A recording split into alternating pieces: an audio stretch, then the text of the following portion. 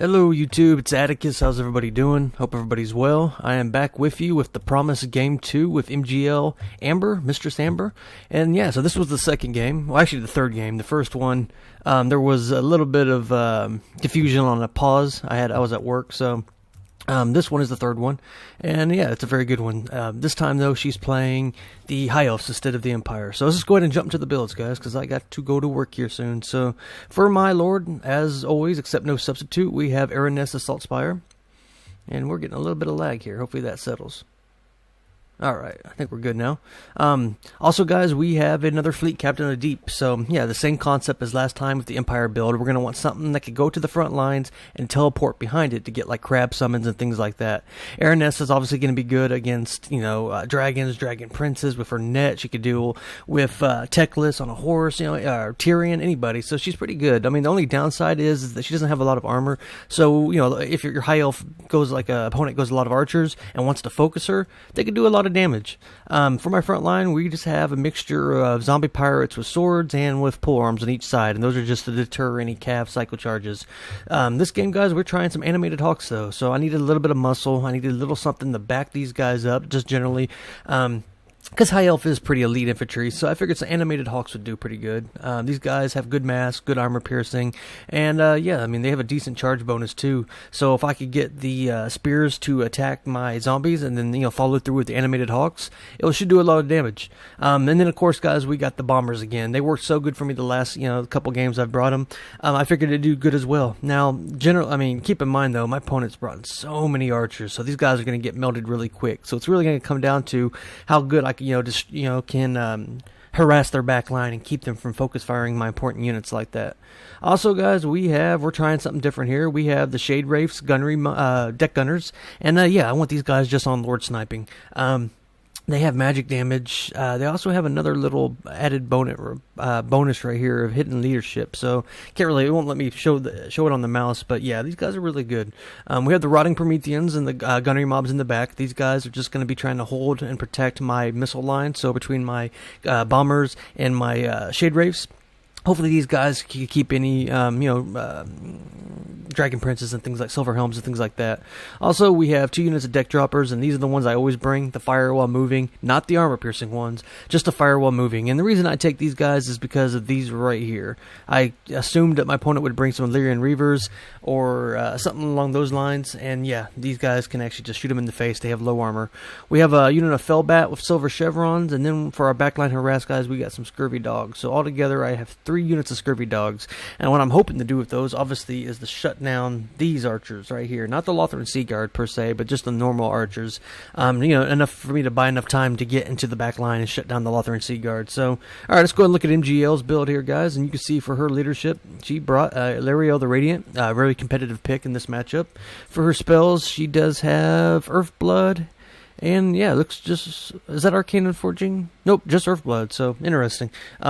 She does have all the different abilities, though. So she has the Cone of Healing and the leadership and all that stuff. So, yeah, she's just wanting to have a mobile healing platform, which is smart. I mean, it works.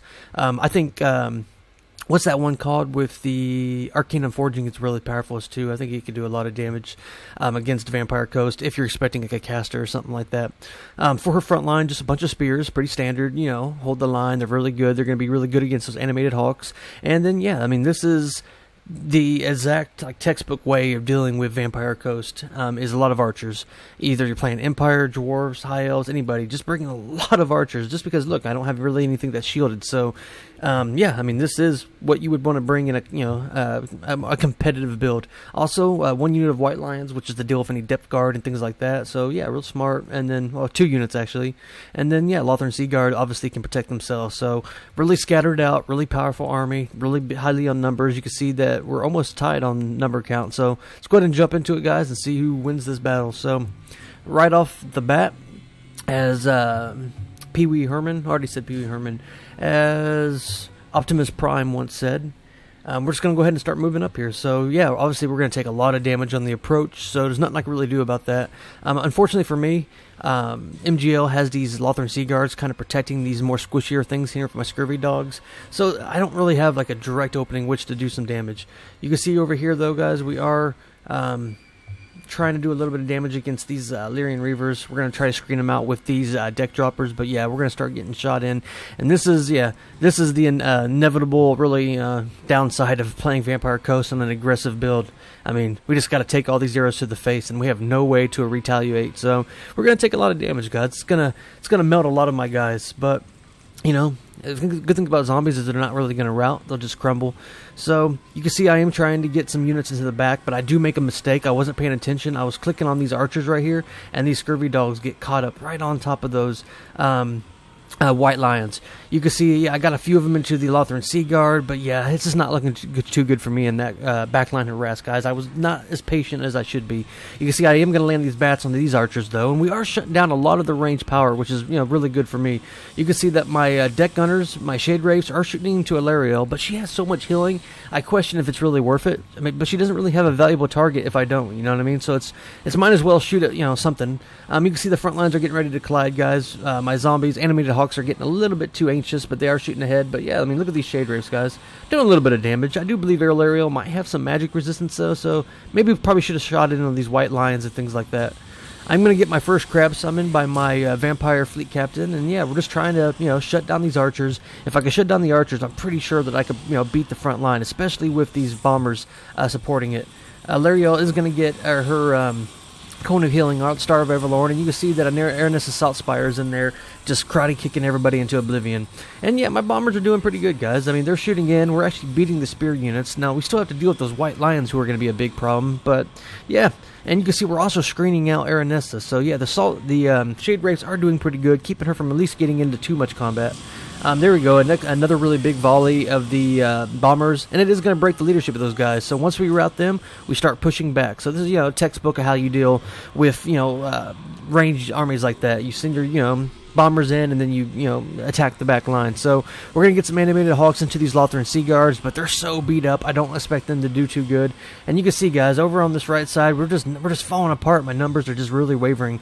You can see that whenever we get to these spearmen, this Lothran Sea Guard are just being able to beat up whatever remains. And yeah, these Shade Wraiths, guys, have just been shooting into Aranessa, but she's not taking any damage, and it's really unfortunate. You can see I am going to get another unit of my Rotting Prometheans, and yeah, we're just going to try to shut down these Lothran Sea Guards as well.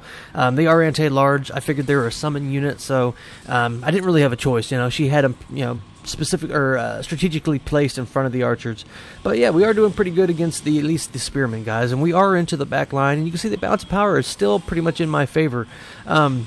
You can see all my deck gunner droppers, though, have been pretty much melted. I made it a conscious decision to leave them in to try to, be bullet sponges to allow my zombies to, try to get through the front line. And yeah, this is what I was talking about, guys. We've had, several 3 minutes of gameplay here, and Ariel is not down to any life. Like, these Shade Wraiths aren't just doing the trick. So yeah, in hindsight, I probably should have, shot at infantry and things like that.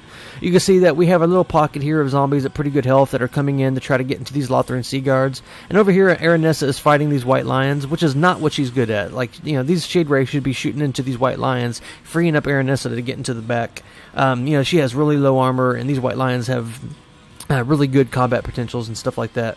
Over here, you can see that's Aranessa. Excuse me, that's the fleet admiral. You can see Aranessa is fighting into these Lothran Sea Guards, and she's whooping their butts, guys. But you can see the balance of power is starting to pull away from me. And yeah, she's going to get a really good charge into these deck droppers here. Not deck droppers, these Shade Wraiths. So that's unfortunate, because I really needed those units. Those guys are like the only really linchpin to my build. Over here, you can see the crabs are doing really good, though, guys. I mean, we're getting ready to break these Lothran Sea Guards, which will open me up to these 2 units of archers. But yeah, over on this pocket, she's freed up some white lions. I am going to get Fog of the Damned over here. I was just trying to lower the combat potentials, try to open up, trying to get those guys to rout so I could get my Vampire Fleet Admiral to help out the Shade Wraiths. But yeah, it's just not looking very good, guys. You can see I'm going to get the net off on Alario when she does land, but she's just going to counter it with her Star of Everlord. And yeah, guys, now my bombers are in melee. I'm going to try to get Aranessa mobile. I'm going to try to get her to get a karate chop onto Alario, and we'll see if she gets a little hit. So yeah, she flies in, she gets a little bit of a karate chop, but she just has so much range Overwatch, guys, just melting me down. It's not looking too good. And yeah, balance of power is starting to collapse on me. You can see right here, I didn't have any units really to protect my Shade Wraiths. And yeah, all across the board here, guys, we're just getting melted down. So yeah, I was beat by the textbook way of dealing with Vampire Coast, just having a lot of ranged units. In hindsight, I wish I would have brought my my Death Guard build that I brought on the first game that I played against her, just because it would be a counter to a build like this. But I didn't think she'd fall for the same thing twice, so I didn't think she would, do like really heavy numbers with range and things like that. And yeah, I just picked wrong. I played the Game of Thrones and lost, as they say. So looking at the in-screen breakdown, guys, where I think I went wrong. Yeah, I mean, the biggest mistake of the game was not doing my Scurvy Dogs, not paying attention to where I put them. I had 2 of them go to Lothran Sea Guards, and I had 1 go into White Lions, and it just totally wasted them. If I'd have been more patient and been able to get into these archers, used my crab summons for the Lothran Sea Guard, maybe, just maybe, it would have worked. And also, the Shade Wraiths. I mean, it was just a total waste using them to try to focus Aranessa. She just didn't, I keep saying Aranessa, Ilariel. She just didn't take any damage. I should have had them focused on the White Lions and things like that. Deck droppers, I'm sure I could have. There was really no good target for them just because there was so much range. So, yeah, I mean, but the Bombers did do good. They did do their job while they were alive.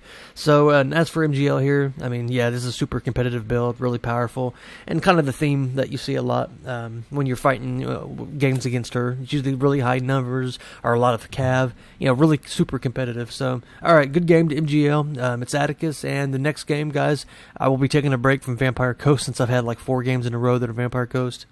We will be doing, I think I have a dwarf game since I haven't done one of those in a while coming up next. So, all right, guys, it's Atticus. I'll see you next time, and have a good night. Goodbye.